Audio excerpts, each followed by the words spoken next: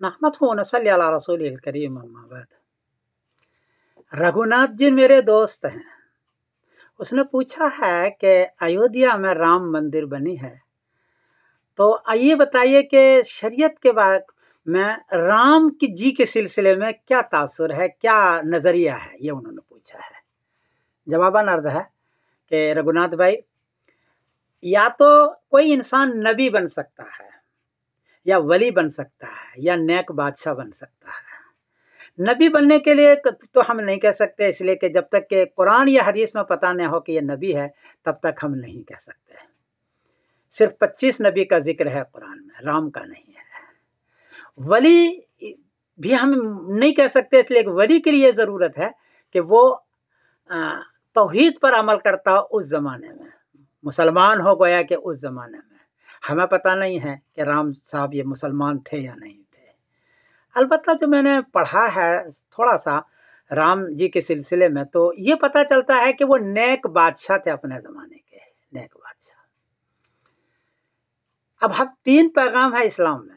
एक तो ये है कि हम इन लोगों को गाली नहीं दे सकते, एहतराम के साथ बात करेंगे। कुरान पाक में खुद मौजूद है, वला तसुब्बुल लज़ीना यदऊन मिन दुनिल्लाहि फयसुब्बुल्लाह अदवन बगैर इल्म, कि आप इन लोगों को गालियां न दें, दूसरे मजहबी पेशवा को, वरना वो भी आपको गालियां देंगे।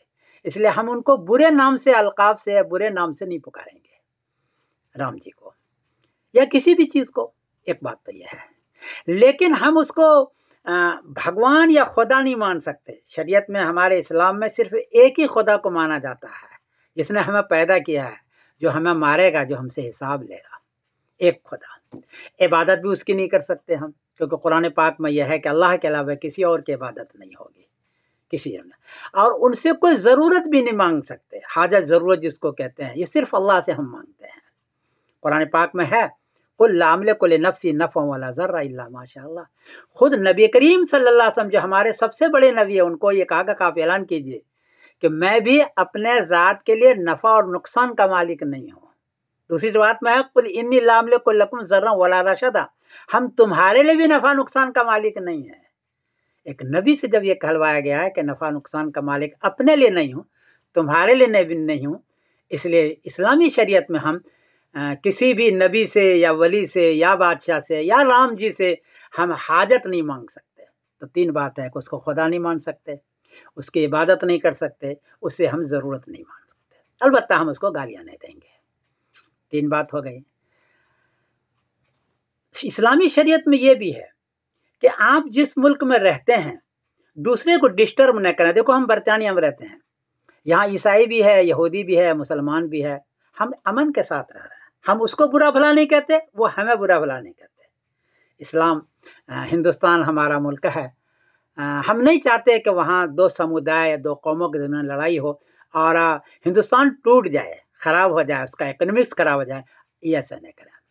तो मुसलमानों से गुजारिश है कि आप अमन चैन के साथ रहें, दूसरे मजहबी पेशवाओं को बुरा भला न कहें या उसके गलत अंदाज से उसका नाम लेना।